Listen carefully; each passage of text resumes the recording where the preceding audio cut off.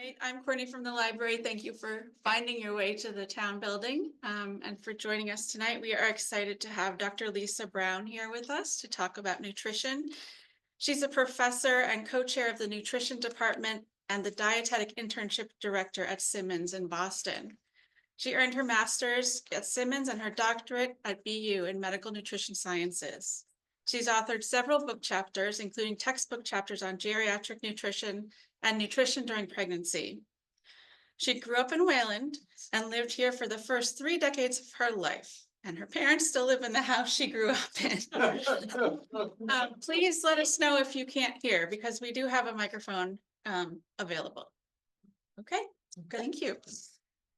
All right, well, thank you all for coming. As the introduction mentioned, I teach at Simmons full-time. That's my full-time job. But as many healthcare professionals who teach, I actually also still practice. So my main area of practice these days is actually in long-term care and rehab. I was with a student my day today in one of the facilities I cover. So as I talk, I'm going to have things in mind that relate to people that come into the rehab. They've been living independently and something's happened that's brought them into our rehab center. And so as I talk, I'm going to be thinking about people I've worked with in the community. I've worked at the Framingham YMCA, as well as what brings somebody into the rehab center in that kind of quick need for assistance. All right, so this is what I'm going to cover tonight. We're going to talk about how your body changes as you age. It's actually pretty significant, and I don't think there's a great understanding of how that works. We're going to talk about what the research actually says about what you should be eating to age well, and particularly any adjustments that you need to make. Then I want to talk about more what I see from the rehab perspective. And we will do a very, very brief bit on the end about just general lifestyle habits. I feel like we're going to touch that as we go. So part one, let's start with how the body changes. I think the first thing we have to ask is what does it even mean to be an older adult? So there's a lot of social definitions for it. At 50, and I meet this cutoff, you can join AARP. At 60, you're eligible for the Elder Nutrition Program, which is Meals on Wheels and congregate meals. At 62, as I'm sure everybody knows, early Social Security. 65 is Medicare. 67 is your full Social Security benefits if you are born after 1960. It's 65 if you're born before that. 70 is the oldest category in the recommended dietary allowance categories, which I'm going to show you quickly a little later. And I had to ask my husband, who's a certified financial planner who works for Fidelity, what would be considered an older adult in the financial world. And so this is what he told me, that the IRS requires you to start taking money out of certain retirement accounts at 73. So that's what he came up with. Now, it turns out our social definitions are not really that far from our physical evidence that we have. So last summer, a very, very interesting study came out that looked at metabolic aging. And what this group found was that there were 2 acceleration points when we start aging more quickly. And the 2 acceleration points, oddly specific ages of 44 and 60, with some variation around the 44 and 60. But you can see some very clear, you see the spikes. And that's when they saw faster metabolic changes in a cellular level and also in your microbiome. So they pegged these 2 periods as important. And interestingly, they also map to some changes in how your body metabolizes certain things. So for my purposes, that's pretty interesting. At 44, there seem to be some changes around how the body metabolizes fat. And we often hear, particularly from women postmenopausal, that their cholesterol has gone up. So this is probably the start of that shift. And this spike at 44 is probably related really to the start, really the beginning period of the, in women, it would be menopause. There is a male version of menopause where your hormones shift pretty significantly. So 44 would be the start or kind of towards the midpoint of that, and 60 is probably about the end of that period of change. And again, this is for both men and women. There wasn't a difference that that was based on gender. So the authors note this change in fat metabolism. They also note that at age 60, we seem to metabolize carbohydrate differently. And that does map to something we see where we become more insulin resistant as we age. That's always been attributed to what I'm going to show you on the next slide, which is we actually have more body fat as we age. Not a bad thing. This is how our body is meant to age. Just something to know. So the part that I think was surprising was that the authors noted that our ability to metabolize caffeine appears to decrease. So I don't know if people ever feel like, yeah, I don't tolerate caffeine as well as I used to. That was the first time I had seen data like that. And a decrease in the ability to metabolize alcohol, particularly in that second crest around age 60. Both crests were associated with changes in skin. The skin becomes less elastic, and acceleration of muscle loss. Could you just go back to I can't read could you just, those are obviously that 60 is where it's cresting on that graph, is that right? Yeah, so this is the crest at age 60 that they saw across. These are a whole bunch of different markers. And this is the crest at 44. And could you just quickly say what those, I can't read it, can you just Oh, say what what some of those the markers markers are? are like, so for example, this is changes in the gut microbiome, Okay, which has been known for a long time, the skin microbiome, the oral microbiome, the nasal microbiome. Over here, cytokines. These are a lot of immune factors here that are showing up, and markers of like lipid metabolism there. thank you. Lisa, your upper left curve, the top peaks are 40 and 60. 44 and 60. Why does it go down and come back up as opposed to what I would have imagined it would slope and with an increasing slope? So what they're showing us is that aging isn't linear. It's not. Yeah, that was the point of this research. So this came out in August 2024, kind of rocked the aging science world, that aging is not a linear thing. There seems to be an acceleration at these 2 points. And they really do kind of bookend that menopause, or I like to say menopause for the male version. Just one last thing, where it's Yeah. not linear, but it declines and then it comes back up. Is that, I don't know what that metric is that's sort of being shown on the graph, is it? So what they're looking at on the cellular level is the activity of markers of cellular aging.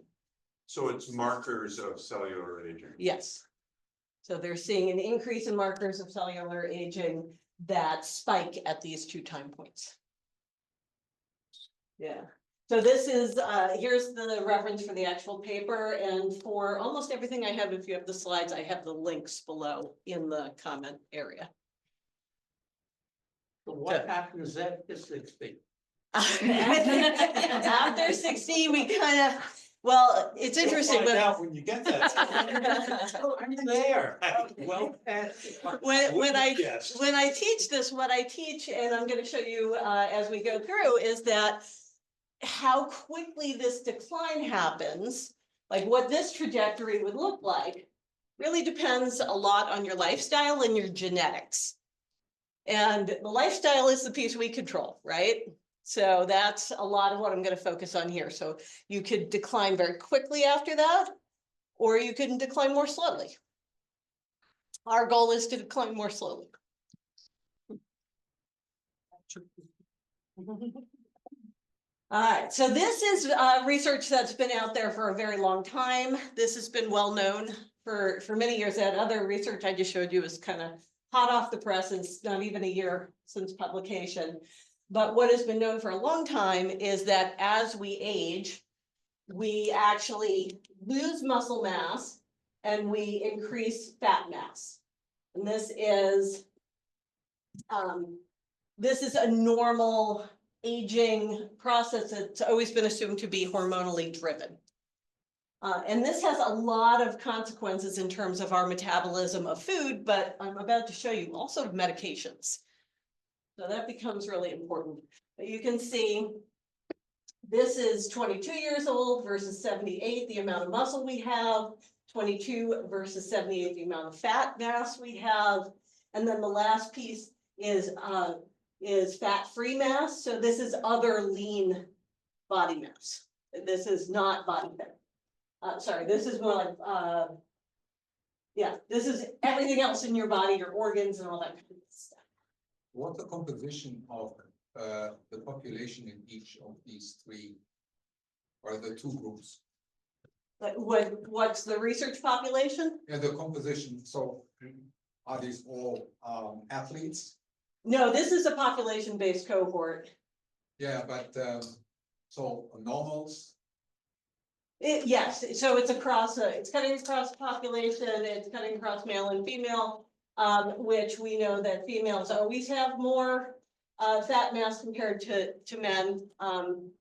Men are built with more general muscle mass on average. So this switch is something that's assumed to be hormonally driven, and it makes a big difference for how our body handles things as we age. And something that isn't pictured here is as we age, we actually decrease our production of our digestive enzymes and carrier proteins. Carrier protein might be, for example, what carries the iron around your body to stave off anemia. Wow.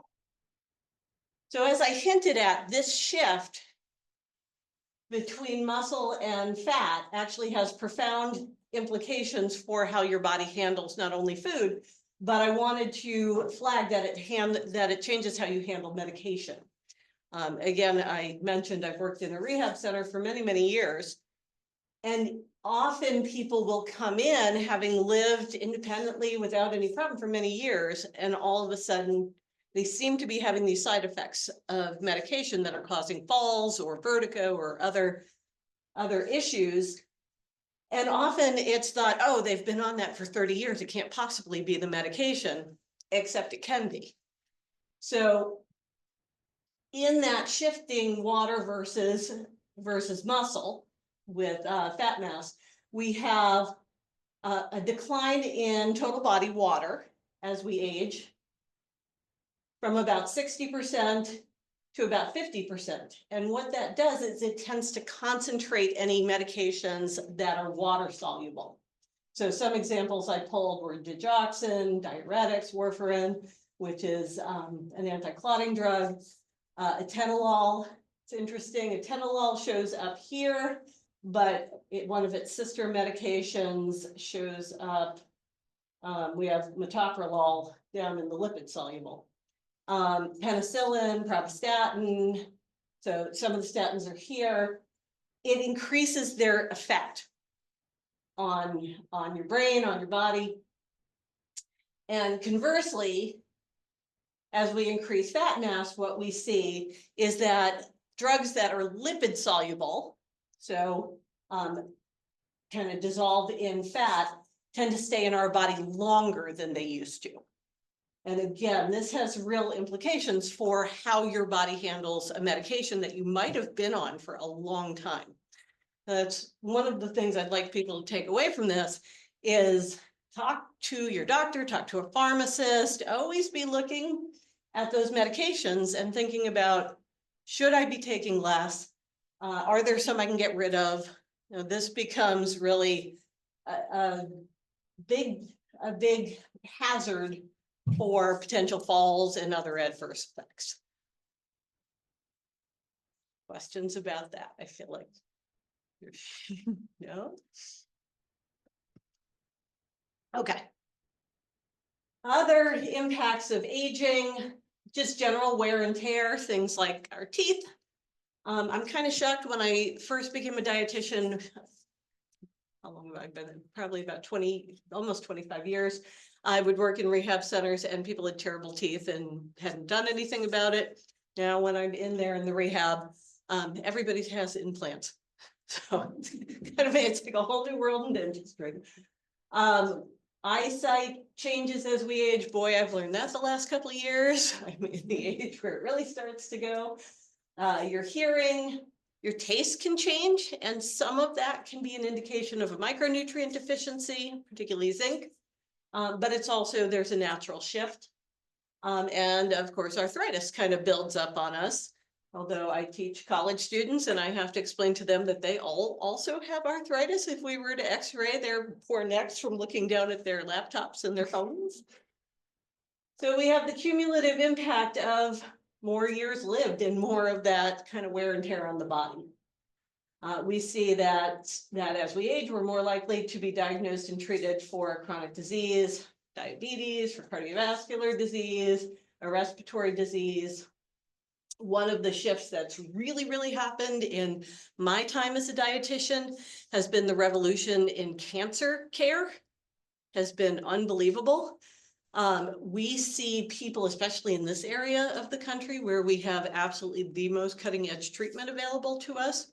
We see people in the rehab who have survived cancer, gone back home, lived another many years cancer-free, but that cancer still did some damage. And when they're coming back to get rehab therapy and things like that,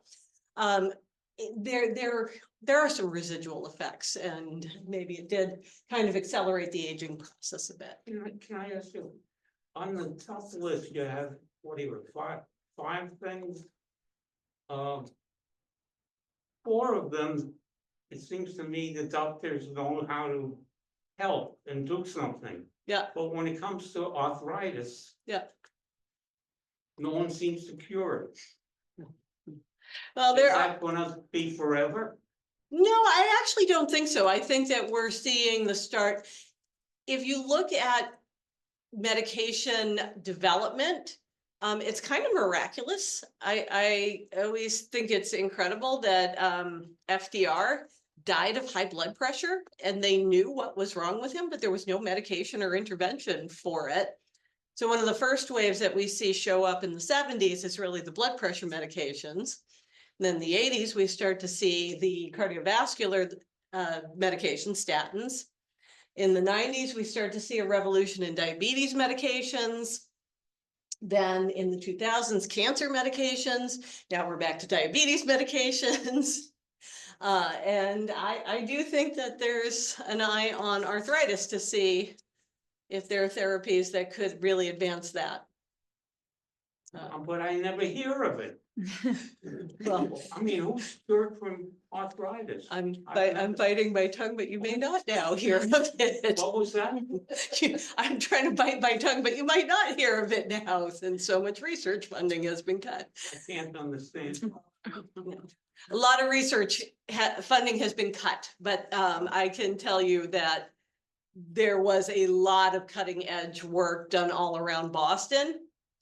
What did it do? Well, a lot of it was in cancer, diabetes, No, I'm asking about arthritis. So this is, I can't tell you specifically, I could find out for you, but there was definitely work going on around some of the There's a Boston. lot of work going on, but nothing happens from what I observed. Well, and now nothing will happen because the funding has all been cut, so. Well, even up to now. Yeah. If you look at the history of how long it takes these medications to come to market, like those cancer medications that finally broke through, the GLP-1s have been around for decades. Sometimes it takes a while. All right, so over on the other side of the chart, we have things that you can do lifestyle wise that can really shift that trajectory of aging, slow it down. So smoking or not smoking matters. And even if you have smoked the number of years since you smoked matters. It does show up in terms of longevity. Your overall diet quality, and we'll talk about what that means. Your physical activity habits. Actually, right now, our biggest treatment for arthritis is movement. Social interaction has been shown to play a huge role in terms of healthy aging. Spirituality also plays a really big role that's just being understood, and having a sense of purpose and maintaining an active schedule. One of the culprits thought to be behind the gap between why men usually have a shorter life expectancy compared to women is this kind of lack of social interaction and sense of purpose. Often once men retire, they don't tend to have the same kind of social community. So one thing I want to emphasize here is, as we finish, what is an older adult? There isn't actually a one-size-fits-all answer. We actually, although we have these biologically driven spikes, we have a lot that is individual to us that attenuates that relationship. So this is widely thought to be the distribution of how much things matter. Your genes, about a third of your life expectancy. Your behavior, about 40%. That's huge. One of the things I want to point out is actual clinical healthcare, only about 10%. So people really emphasize that element, but actually there's quite a bit else playing into your life expectancy and how well you age. All right, so let's go to part 2. Should we be eating any differently to stay healthy? So as we have that shift between fat mass and muscle burns more calorie. And so we see a general decrease in basal metabolic rate. We don't burn as many calories as we age. And the tipping point seems to be right where I am, right about age 50. Physical activity can offset some of that loss, but it's going to happen to everybody. You are going to see that in order to maintain your weight, you have to eat a lower number of calories. One of the things that's widely known is that even though we need less calories, we need pretty much the same micronutrients. So we tend to need still the same magnesium and molybdenum and choline and all the good micronutrients that we get from a varied healthy diet. So that means it becomes more important as we age to have a very nutrient dense diet. So I always like to say I have a 14-year-old son who looks like a human string bean. He really could eat quite a bit of kind of what we would call empty calories, and still easily eat enough of nutrient dense foods while still getting to eat plenty of junk food. And just his level of growth at this moment, you all remember 14-year-old boys, they grow really, really quick at this age. I think he wakes up the next day, he's an inch taller. That will change. Changes for all of us. So as we get older, we don't have the growth needs. Our growth needs end somewhere by age 30. And height growth really is in that puberty period, but we continue to grow past that period. Our bones are getting stronger, our muscles are getting stronger, right up to kind of close to age 30. And that's why you see elite athletes sort of, their peak period time is somewhere between like their late 20s and their early 30s, because that's when their peak growth is. Once we get over that hump, we actually start to slowly decline. Our calorie needs are less, but our nutrient needs are similar. And I will touch on these micronutrients in a moment and whether you should have supplements. One question about the slide before. Yeah. So how do they define active versus moderately active? And I mean, what are you doing at the active level? So at the active level, we are usually looking at people, oftentimes this is based on sedentary time or movement time. So a balance between those two things. Active is often considered more than an hour a day of high intensity movement. Or you can attenuate that and say moderately active movement for, 2 to 3 hours. So those trade-offs in the physical activity literature are pretty common. So you often see like how much movement you need, 30 minutes a day, 5 days a week, at a high intensity. So you're having trouble like having a conversation, you're using enough oxygen, you can't easily have a conversation. So 30 minutes if you're going at that intensity, but if you're a little winded, maybe 60 minutes. So those, we tend to simplify physical activity guidelines, but actually what's out there is more nuanced. And a lot of it does have to do with the perceived rate of exertion, which the best way to think about it is how easily can I hold a conversation.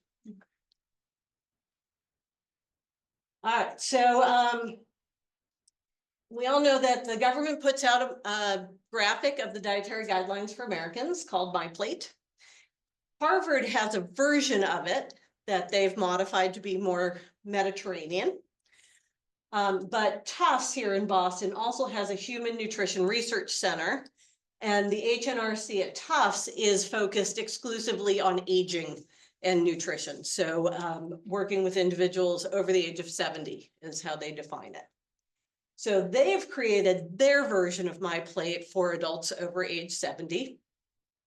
And they are very friendly with Harvard. So you see some of the same elements that you see in the Harvard pyramid, but also they've modified certain things, like it is generally considered much more important as people reach the age of 70 to eat less sodium. And I'll hit sodium in a few minutes, but you can see like the low sodium tomato sauce here, the low sodium beans. Something like the beans that are canned or the frozen broccoli, the Tufts plate takes into account that many people might be cooking only for themselves or for themselves and a spouse. And so they're looking at how do you preserve food longer. So frozen vegetables without a sauce actually can be more healthy than fresh, depending on the time of year. Not talking about going to Russell's to the farmer's market when everything is fresh or grown in greenhouses, but generally if produce is being imported from South America, you're better off with something frozen that was flash frozen when the nutrition was at its peak. So that actually helps preserve it. With canned foods, which are also a good staple that will last longer, if you do get something like a low sodium can of beans, you want to rinse them. You want to rinse out as much of the sodium as you possibly can. So I'll teach you a trick about sodium in a minute. But this is their version of the older adult My Plate. Actually, one of the other things that's very nice to take note of is herbs and spices rather than salt. And so they're trying to really emphasize getting away from salt and giving your food flavor, especially if you're having taste changes with other things. So lots of great choices these days. If you've been to Trader Joe's lately and looked in the spice aisle, there's quite a bit there. For macronutrients, it's generally considered that carbohydrate needs are in the same range as they are for younger adults. So that isn't considered a big change as we age. And yet we talked about the fact that our calorie needs are less, and most of us get our excess calories from carbohydrates. So the idea behind carbohydrates is to really focus on whole grains, fruits and vegetables, which most people don't realize are carbohydrates, but they are. And what you're trying to do is get your micronutrients and your fiber in fewer calories. So really trying to limit your added sugar, not your natural sugar. Natural sugar is a banana. Added sugar would be, and I have a picture of a label in a minute, something that was added on top of whatever the natural sugar is. So a good example might be if you have milk Milk has natural sugar in it that's part of milk, lactose. But you could add sugar, let's say you have chocolate milk. Now you've added sugar to it on top of the natural sugar, and we would want to distinguish those two things because what the research tells us is actually your body deals with it differently if it's added versus natural. For fat, fat provides energy, and it's really important for a structural component in your body. It helps transport certain vitamins like vitamin D that's fat soluble. But all right, I'm going to say it. Let's see if you all watch TikTok like my students do. You want to focus on the poly and monounsaturated fats. So things like olive oil, canola oil. Am I going to get the, you don't watch TikTok. All my students right now. Oh, all my students right now are watching TikToks about the evils of canola oil, which is not true. The epidemiologic evidence says it's good for us. So, yeah, love TikTok. This is how I know I'm talking to all my students go crazy. All right.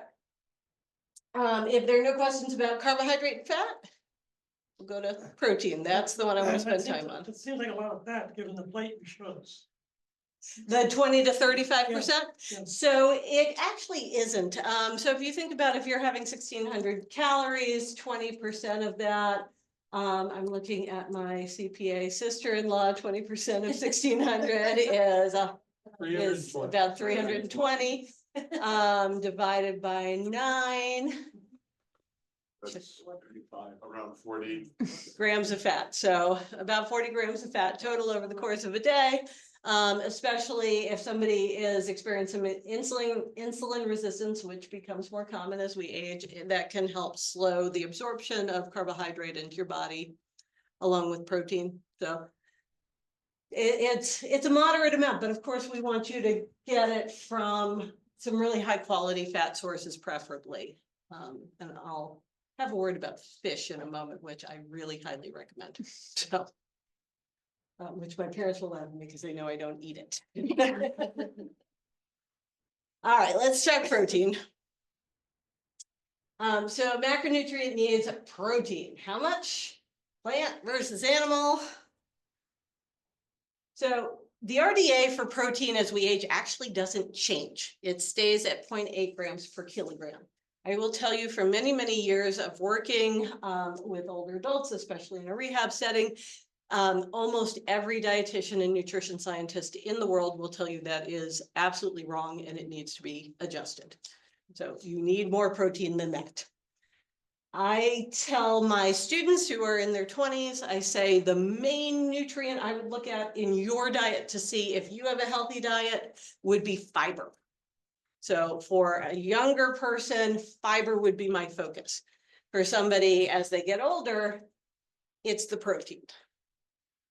So here, adults over age 50 begin to lose muscle. Remember, we peak out somewhere around 30 or early 30s, and we kind of level off for a while. And then we hit 50, probably when the cumulative effects of all that action going on at age 44 really begins to have a real physical impact on us. But we begin to lose muscle noticeably around age 50. So why was there such a small amount of protein on that plate that you showed us? It really there's so actually, much carbohydrate. it's not a small amount. It actually isn't a small amount. It comes out to a decent amount, but I will also tell you a little story about protein. And this was a 16-year-old I worked with many years ago. I had a 16-year-old who was told by her pediatrician to lose weight, which she didn't need to lose weight, but pediatricians are not always great about understanding what they're looking at in terms of growth. This 16-year-old started eating nothing but protein with some modest fat, like pretty much a keto diet. She was eating probably about 1,600 calories a day and doing 3,000 jumping jacks per day. She was not a student athlete, but she started doing a lot of jumping jacks. Her mother brought her to see me. I was doing some private counseling at the time because she was losing her hair. She had a hairline fracture and she caught every cold that came through the school. The pediatrician was thrilled she lost weight. What was really going on here, she's eating a ton of protein, right? But see all of these uses of protein? Building and maintaining muscle mass and essential for strength and balance. It actually helps create the matrix for your bone. So the hairline fractures are very common, and that's a protein deficiency, not necessarily a calcium deficiency. The hairline fractures, not the breaks. Forms collagen skin integrity and healing, proper immune function. She's catching every cold in the world. Her immune system isn't working right.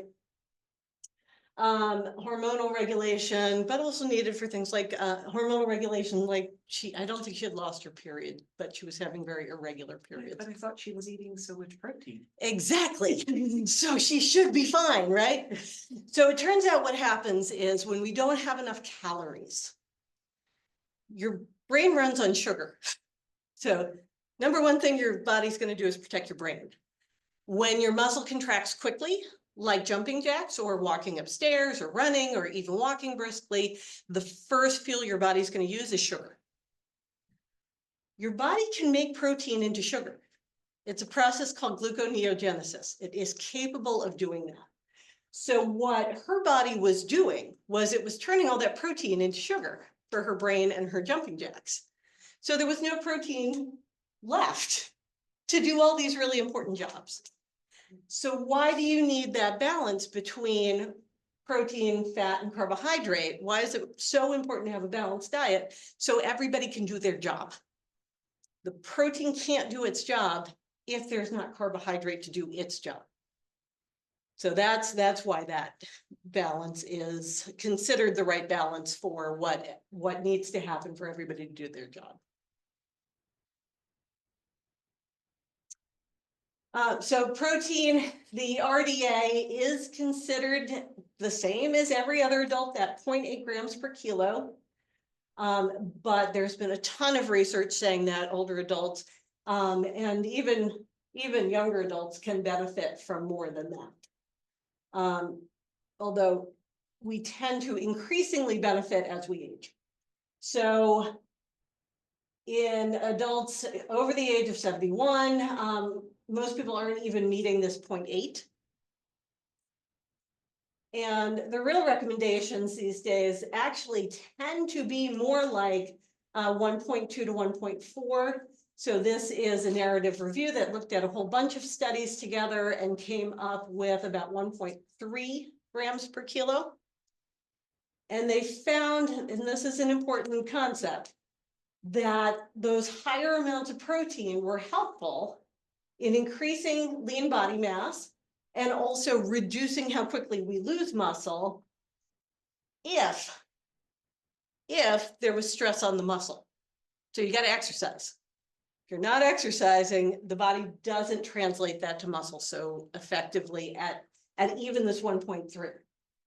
Now, what they did find is that at even higher amounts, let's say somebody's sick in bed, at very high amounts of protein actually can help preserve muscle mass. And here we're talking about 2-ish grams of protein per kilo.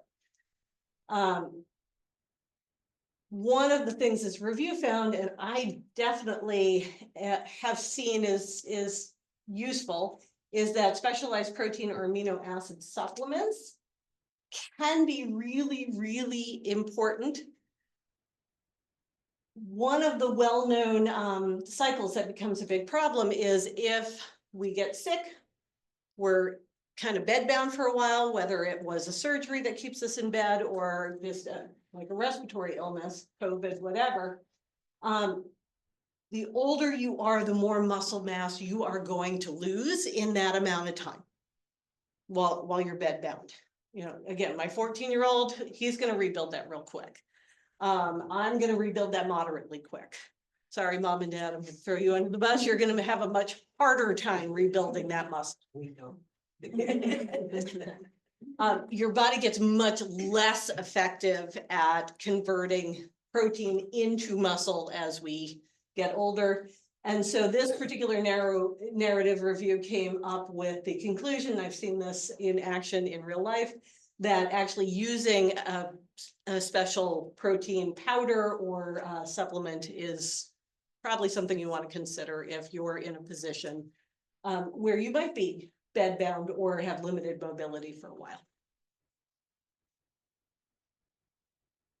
One of the other things I really focus on when I'm educating around protein needs, especially as we age, is spreading out your protein throughout the day. So in the rehab where I spend the most time, my favorite moments of my day are in the morning when I'm doing morning meal rounds and I have people drinking coffee and eating a muffin. And then here comes physical therapy onto the floor to do therapy with everyone. They go bed by bed. And all my people who had this coffee and a muffin are trying to rebuild their muscles so they can go home, get their strength and stability back. They don't have anything on board to really be building that muscle back with. And so one of the best practices, and this graphic is showing you, all right, for a 150-pound person, to get up into those kind of mid-levels of protein, we probably want about 90 grams per day. So here we have kind of a lightish, maybe 10 grams of protein. So that might have been a bagel and coffee. Bagels actually have a little bit of protein in them. Lunch, maybe they had like a peanut butter and jelly sandwich. And then dinner, now maybe they have their big meal. And now we have 10 grams of protein, 20 grams of protein, and 60. So we have about 90 grams of protein. We have this nice big dose just in time for them to go to bed. What we want to do is actually have it spread so that, all right, here we go. Maybe you're not in a rehab, you're just going to garden or going to the Y to do some exercise or just walking, take a walk, walking around the mall. You want that even. So, and if you had to sacrifice one, you actually want to sacrifice dinner. One of the other things that happens, and I don't have a graphic for it, but I'll mention it when I'm talking about balance of meals. We actually become more insulin resistant throughout the day. So your best time to deal with carbohydrate is actually before about 4 p.m. So sometimes if I'm working with somebody who's kind of frustrated with weight gain and frustrated that maybe their blood sugar's up a little bit, we might work to have what carbohydrate you're going to have earlier in the day, and then maybe your dinner carbohydrate is really focused on fruit and vegetable, maybe a little bit of whole grain, but definitely much more limited amounts here. So that tends to help, with that kind of later life weight gain and insulin resistance. That pattern seems to be pretty effective. All right, is there a point at which we can have too much protein? For a long time, it was thought that you max out around 30 grams of protein per meal, that you can't really absorb anything after that. And that was research that actually came out of Natick Labs. Turns out that you can, it's just the rate of your absorption slows way down after that. But there is a downside to having more than about 30 grams. It turns out that we have increased oxidative stress on our body when we get over about 40 grams. So again, that balance in a meal is really important. And we also want to make sure that we're not just eating protein, which is very filling, but we leave lots of room. Fiber is not as important as it is for younger people, but still really, really important. And some of those micronutrient foods, especially fruits, vegetables, whole grains, nuts, like that. All right, let's talk about animal versus plant-based protein. For animal protein, there is a very clear association with increased risk for cardiovascular disease. Would that be true? And this is the million-dollar question. We do not have the data for this. Would that be true if you got all of your animal protein sourced locally from a free-range farm? We like to think that a steak isn't ultra-processed because it doesn't look ultra-processed, but we raise a cow in a feedlot and we feed them corn and soy. their body composition, their muscle composition looks nothing like a free range cow that's eating grass.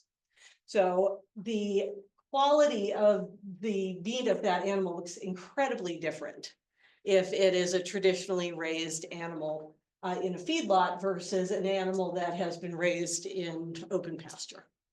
Now, we are very blessed here. I assume at Russell's Farmers Market, I always go to Natick. They have the meat guy there. So is there like a better way to eat, particularly red meat? Yes, there is. You're gonna pay a lot more for it. If you're gonna eat red meat, I recommend you pay the money for it. You pay for that grass raised, free range. It is worth the money if that is something you want to eat. I worked years ago with a gentleman who had liver cancer. And he was closely monitored at Mass General. And for him, in order to maintain his strength, we actually did agree that he would eat red meat a couple times a week. But we agreed that he would pay the money to eat the really good quality stuff. He was given, when I started working with him, a life expectancy of 1 to 2 years. He lived another 10. So it can matter. And he was very physically active. So I worked with him through the Y and training him, very physically. So animal protein is generally associated with a 6% lower odds of healthy aging compared to plants.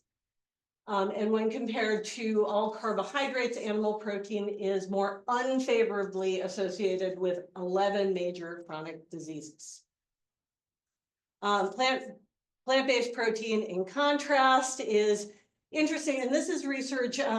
My colleague, I'm actually co-chair of the nutrition department at Simmons. My co-chair that I co-chair with does a lot of research with Harvard and the nurses' health study and the physicians' study. So this is a lot of what she's published.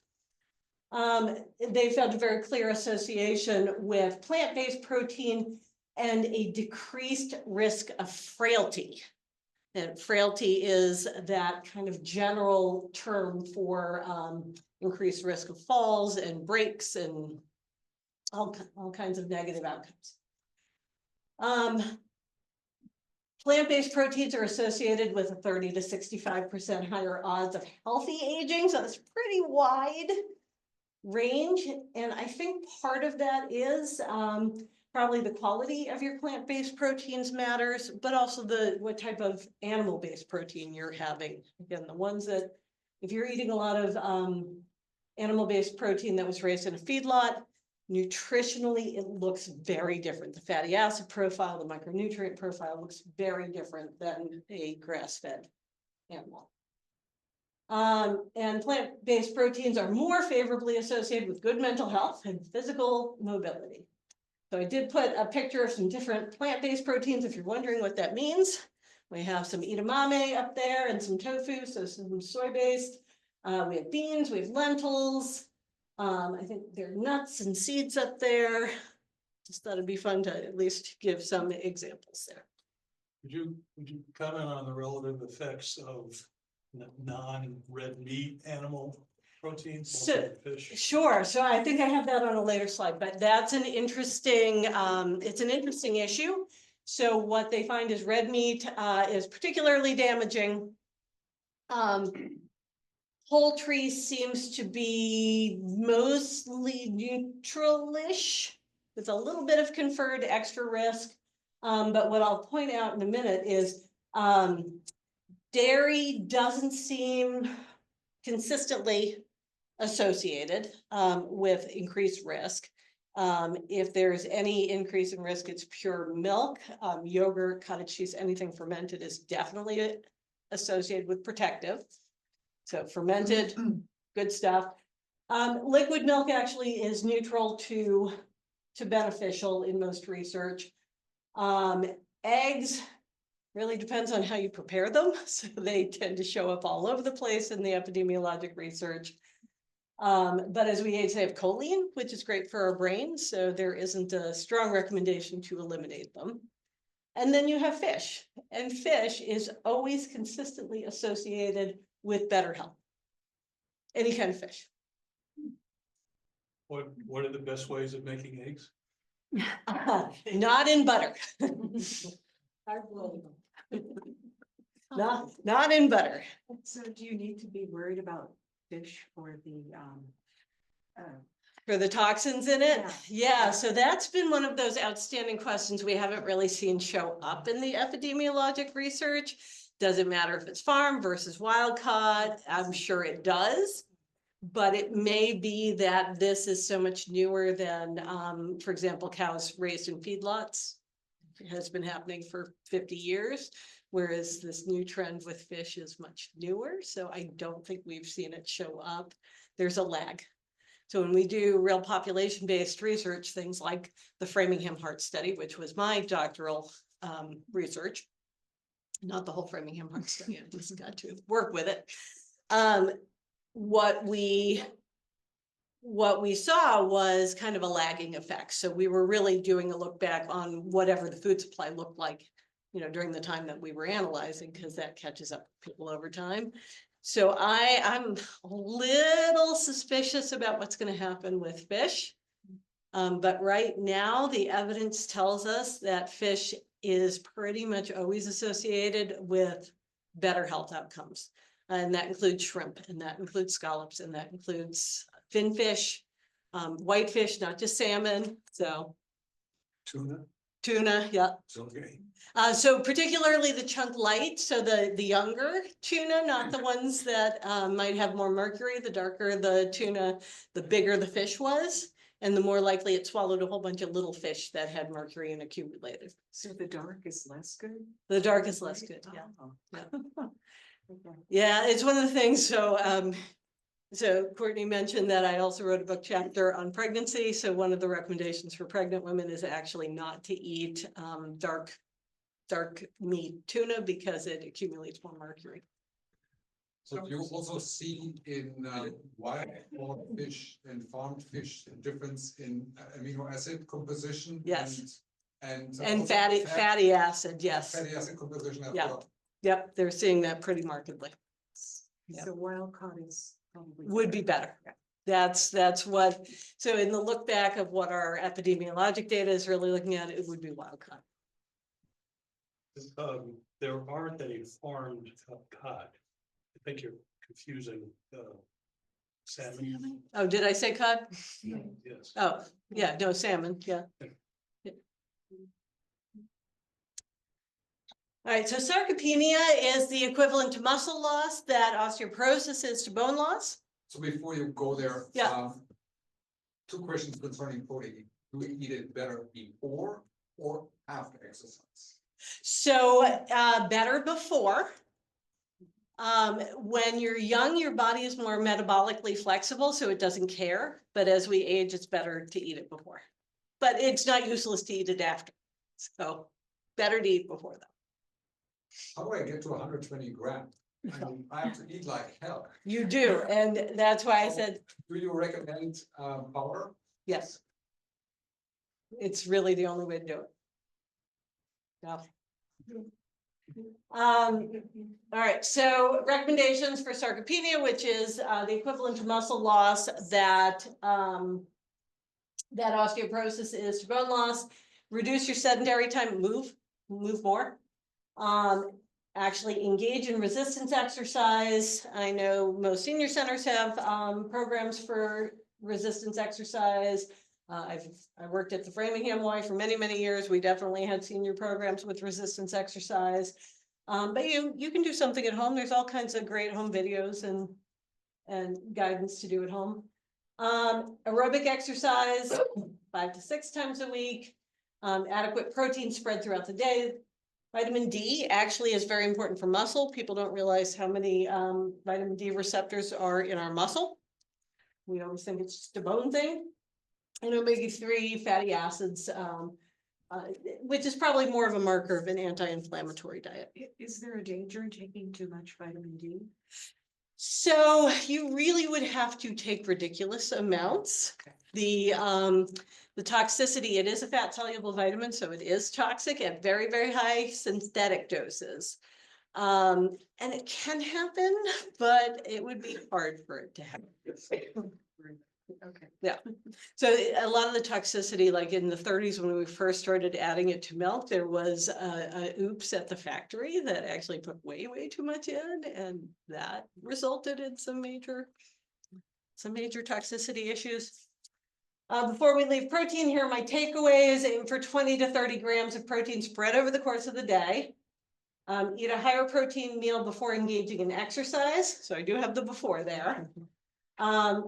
For a healthy adult, aim to get as much of your protein as possible from plants and fish.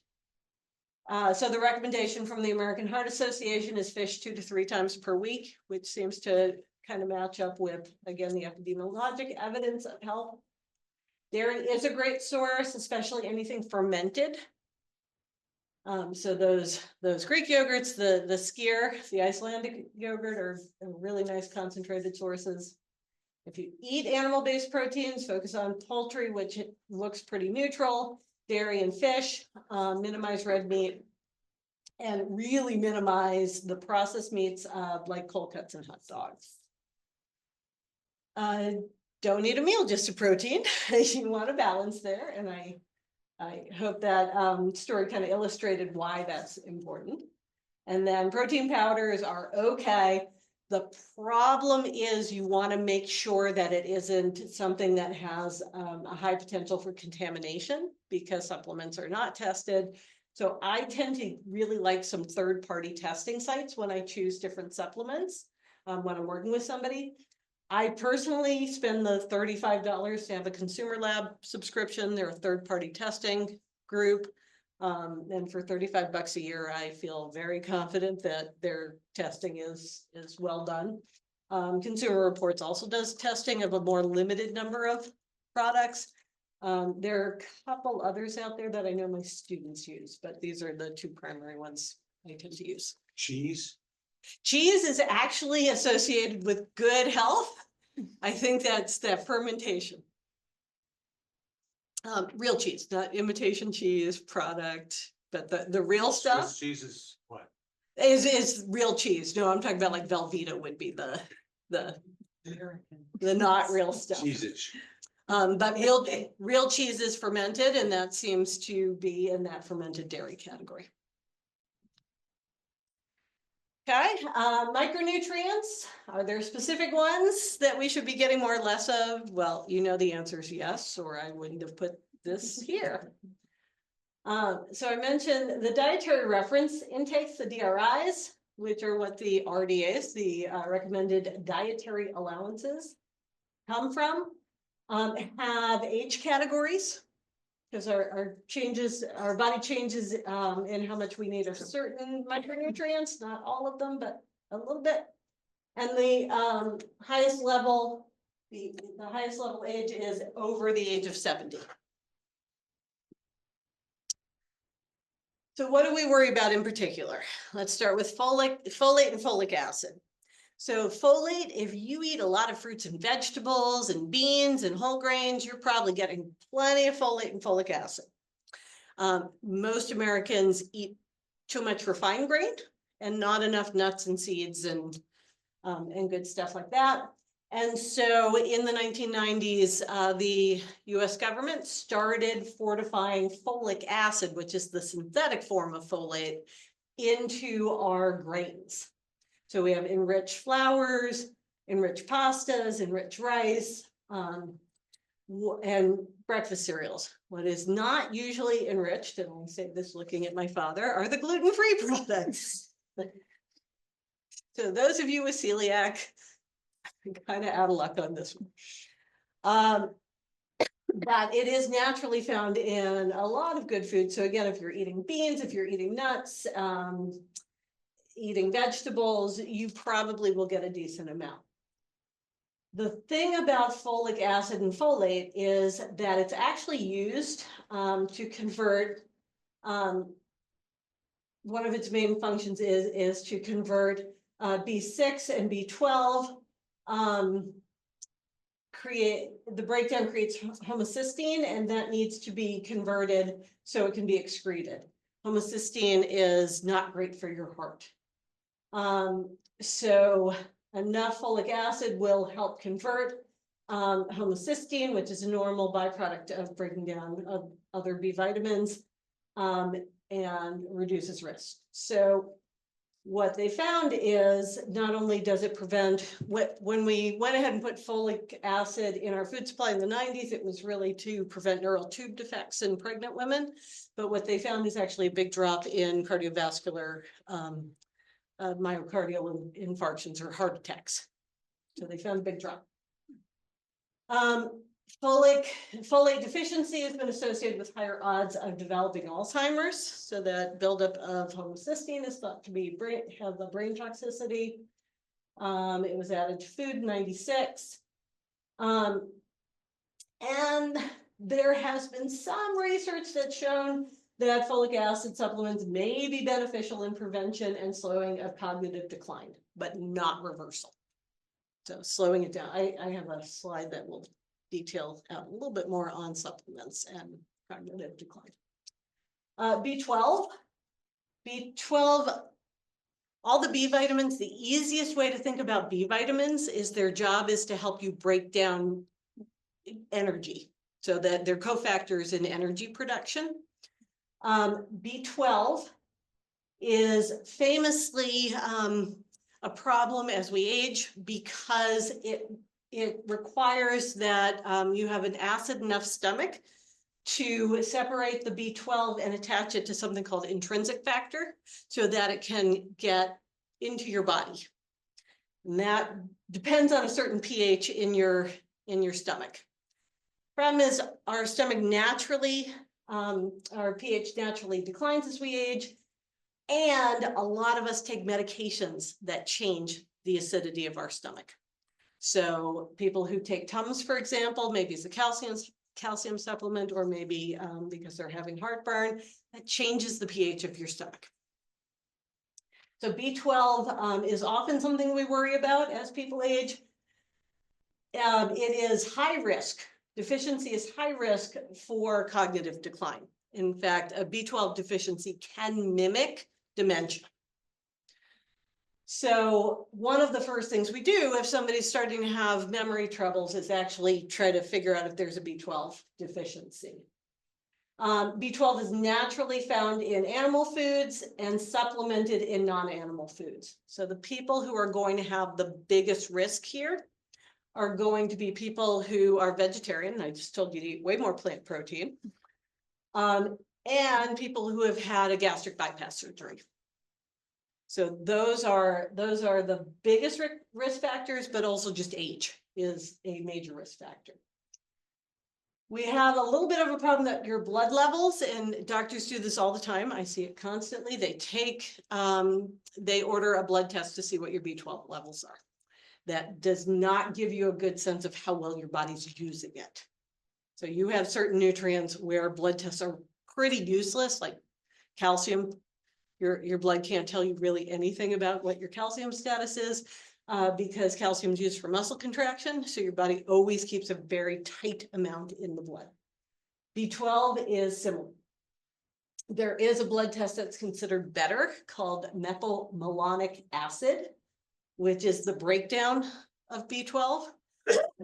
So methylmalonic acid is the test that those of us who have learned that this is not a good marker will ask for. It's still not a great marker, but it's much better than pure serum B12. I generally will, and you'll see this in a minute, I'll recommend supplements as we get older, and I will include B12 in there because I don't see a real serious downside if you're also supplementing folic acid. So they can mask each other, but if you're supplementing both together, they should offset. But here's some good sources. Vitamin D. So vitamin D is not a vitamin, which I think always surprises people. Vitamin D is a hormone. So I also specialize in pregnancy and early infancy. Breast milk is notoriously deficient in vitamin D.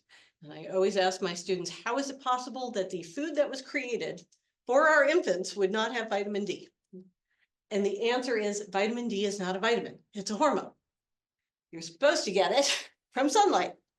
So you have cholesterol that lives under your skin. When sunlight hits it, it starts a process of converting that cholesterol to pre-vitamin D, goes to your kidney. The kidney finishes that conversion and then your body can use it. So you never have to eat vitamin D. The problem is that we live in New England. And you can all go out tomorrow if it's 80 degrees, which it won't be, but if it is, you can all go out, buck naked, stand there for hours, and you will not make that vitamin D. We live in New England. The sun angle, the UV light isn't tight enough right now. So in places north of about Atlanta, you really need to supplement. And as we age, remember we talked about those skin changes, we don't convert it as efficiently as we did when we were younger. So supplements of vitamin D really become important as we get older. Blood levels are good. So I know most of you probably have had a blood level at some point. They are pretty helpful. But deficiency over time can lead to bone mineral density issues, fractures. And as I mentioned earlier, we actually have quite a few vitamin D receptors in our muscles, so it can lead to muscle weakness. So vitamin D is definitely one of those things I try to emphasize as we're all getting older. Fortified foods and supplements are generally recommended. So if you're taking a vitamin that has 1,000 IUs. Yep. You shouldn't be taking more. than that. No, you probably should be, but you should get a blood test to see. So that's where you're going to be guided by a blood test. But most of us would do more than 1,000. Especially this time of year. Zinc's another one that shows up as deficient as we age. And mainly that comes from the fact that zinc absorption may decrease as we get older. And we might eat less food that has a lot of zinc in it. Zinc is really, really important for wound healing. So when I have somebody that comes into the rehab that has a bed sore, what we call a decubitus ulcer, zinc and vitamin C are usually prescribed for something that is serious. If it's just a redness, we do a multivitamin, but if it's starting to, if you're starting to get any real breakdown, zinc and vitamin C are our first line. And lots of protein. So deficiency also shows up not just as a poor ability to heal, but also loss of appetite, maybe diarrhea. Taste changes are strongly associated with a zinc deficiency. But on the flip side, too much zinc can be pretty toxic. And a word of warning, last summer I had a gentleman in the rehab who had been kind of living out in the community. And he used Fixodent for his dentures, and Fixodent has zinc in it. He swears he wasn't using excessive amounts, that he was using the recommended amount, but he ingested enough of the Fixodent to get zinc toxicity, which also reduces your copper absorption. And so he was having major neurological problems like tingling. He couldn't feel things, he couldn't taste things, he couldn't smell things, because of this zinc overload. And he told me to go out in the world and tell everybody to beware of Fixodent. He was so upset by this. Google it, you'll find a lot of lawsuits. So do you need a multivitamin? Here's the breakdown. Pros, there's actually a lot of research out there that suggests that there could be some positive benefits. And again, if you have the slides, I have all of these things linked underneath in the comments. But some research showing some cancers, it may lower the risk of certain cancers or certain cancer reoccurrence. Some showing that it's associated with a lower risk of cardiovascular disease death. Some showing a lower risk of slowing cognitive decline, and some with a general reduction of biological aging. A lot of this research happens here in Boston at that HNRC and the Brigham and a lot of those centers with some nutrition scientists that I really, really respect. So they're saying the results look kind of funny here, probably a little vague here, probably because people are not faithfully taking them. There's all different formulations. Biologically, we may interact differently, but that at least the scientists I know, who do this work feel very confident that there's a positive effect. The cons is there are studies that show that there isn't any association, but it's important to note that there really aren't any studies that show a negative effect. So at worst, you are throwing your money away, taking something that's not doing anything for you. At best, it actually is doing something for you. And part of that effect may be that people who are borderline deficient or deficient are really the ones benefiting. And if you don't have a deficiency, it doesn't help you, but you don't always know. Often you don't know. There are a lot of poor quality products and there are a lot of contaminated products. So it is very important to get a third party tested. Again, I am a big fan of Consumer Lab. I promise they don't pay me anything. I pay them. But I really do lean on them when I want to look at supplements, either for myself, my family, or clients. Be aware of any adjustments that are specific to you. For example, a lot of multivitamins for older adults do not have iron, and it may well be that you don't need iron. I will tell you, yeah, ask for a blood test, because I am seeing more and more older adults in the rehab who do need iron, and there is a blood shortage and they are not getting transfused when they need to. So I would love to see people taking a multivitamin with iron if they're even borderline deficient. And generally good to talk to a dietitian. There aren't a lot of us that specialize in older adults, but there are a few. But we are pretty good at this, I'd like to say. All right, nutrients to limit, I promise. I'm looking at the clock, I promise. So nutrients to limit, saturated fat we kind of talked about is associated with a higher risk of cardiovascular disease. Sodium, really fun trick on sodium. So sodium is an electrolyte. It pulls water into your blood and raises your blood pressure. It can be offset with potassium. Remember that sodium potassium pump from way back in high school? So I always say to people, when you look at a label, if the sodium and the potassium are kind of close together, you're probably okay. If those numbers are kind of close together, you're probably okay. The other trick with sodium is if the recommendation is to not go over about 2,300 milligrams, I usually tell people, look for the calories and the sodium to be kind of close together.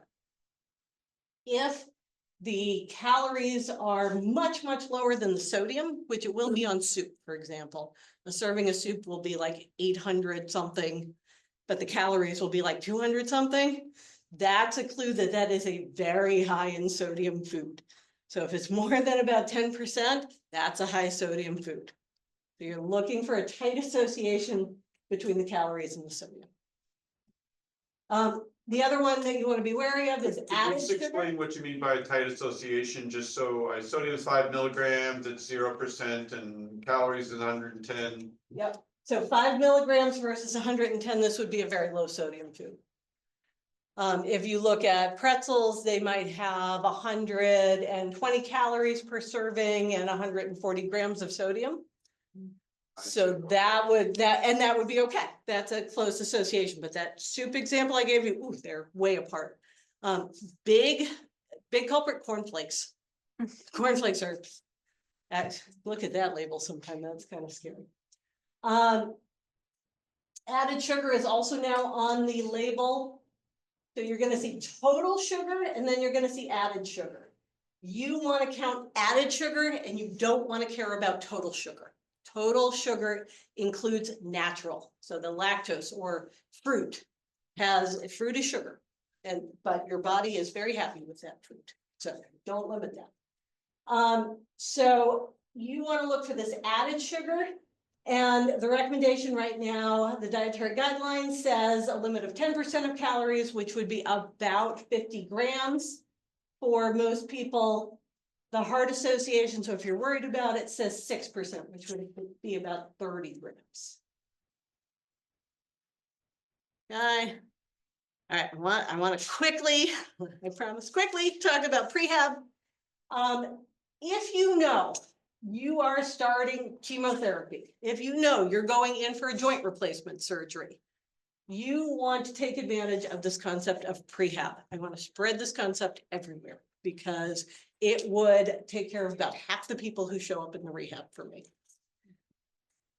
If you have the opportunity to do it ahead of time, you want to start preparing physically for anything that's going to traumatize your body.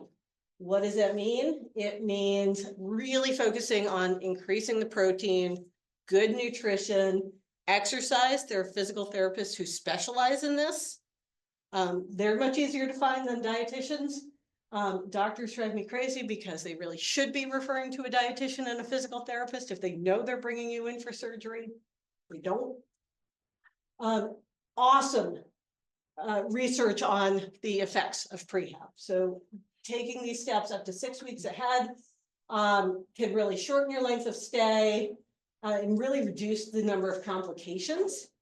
So the bottom one is looking at more like a cardiac surgery, and they're showing that people are intubated much more quickly, they're up and moving much more quickly, it preserves muscle mass, it's huge.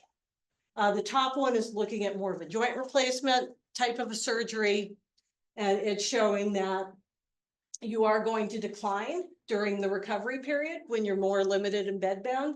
So if you've built up, your body can handle the decline. So that's what that's capturing. Okay, so things you can do for a strong prehab. And then putting it all together, last slide. Healthy diet, regular exercise, mental stimulation, and make some friends. Excuse me, there's gonna be several of us coming through because it's the only ramp that we've got access to. Okay, we're done except for questions, so, Thank you. all right.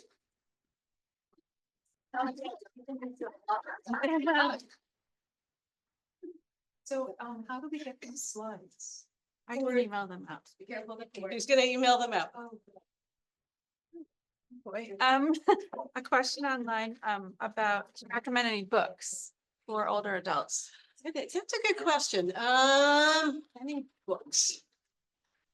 Have to think about that. There are a lot of good books. Nutrition book. I have my students right now reading Mark Bittman's Animal Vegetable Junk, but that's more general. I'd have to think. Okay. And another question about milk alternatives. Oh, so milk alternatives. I will say I'm a fan of actual milk, but data on milk and milk plant-based alternatives are all pretty good. So I would actually encourage people to have both.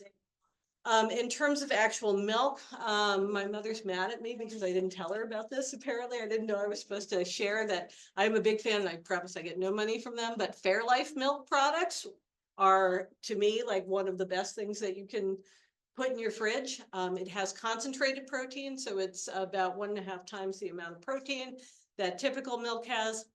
And they do that by concentrating the protein and getting rid of the lactose, the sugar. So it's low sugar, high protein. And it has a really long shelf life because of that. So it tends to last in your fridge for a lot longer. But that said, some of the plant-based alternatives, the research is still pretty good for them. They're just not as high in protein. Are you talking about whole milk? 2%, 1%? So I tend to recommend usually 1%. And the reason I don't recommend skim, but whole milk, actually, the research suggests that whole milk is good for you. Those Swedish people, they like their whole milk and they have good hearts. So that's where a lot of that data comes from. But 1%, because like if you're eating cereal and there's some fat soluble vitamins in there, you actually want to absorb those fat soluble vitamins. So you want a little fat in there. So, but I am fine if people are trying to get their calories up. Whole milk, again, the data actually is pretty good. I don't worry about whole milk. I'm wondering whether the library has a subscription to that We have consumer reports, but we should look The into other consumer one, labs. I love consumer. Yeah, I've subscribed for years and I love the way they break down the research. It's very understandable. And then they rate the products. Could you comment on the effects of junk food?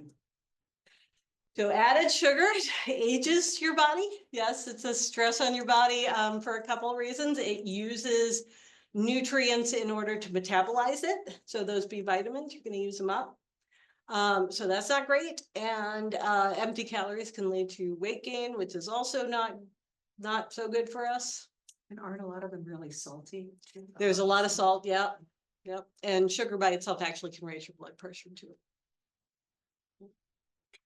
Could you say anything about, kind of as I exercise, as I age, I'm Mhm. 72, Yep. you know, my muscles sort of, they ache much more, Yeah. sort of for longer blocks of time Yeah. after I exercise, and the But- resiliency is diminished, and so I imagine there's some nutrition. Yeah.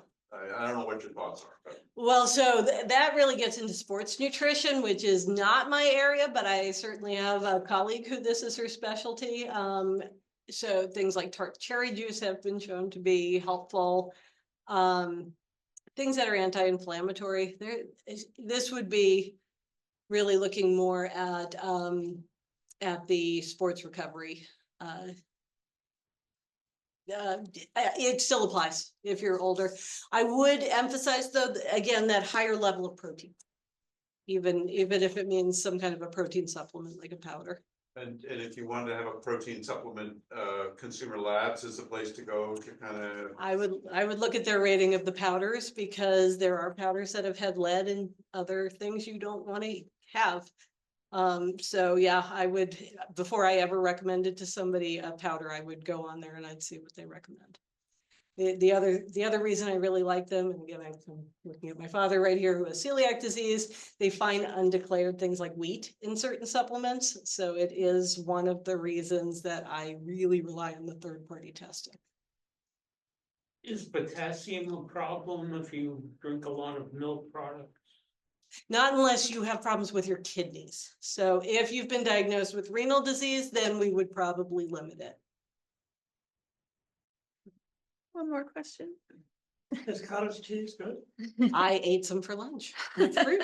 Yeah, I love that. For a lot of my people in maybe the long-term care side or the rehab side, it's a great way. It's like, especially if you're tired, you don't have to really chew it. It's very high in protein. It's fermented. Yeah, And you said any kind of fish is good, any kind of fish, not the salmon. any kind of fish, not just salmon. In fact, mix it up. Thank you again.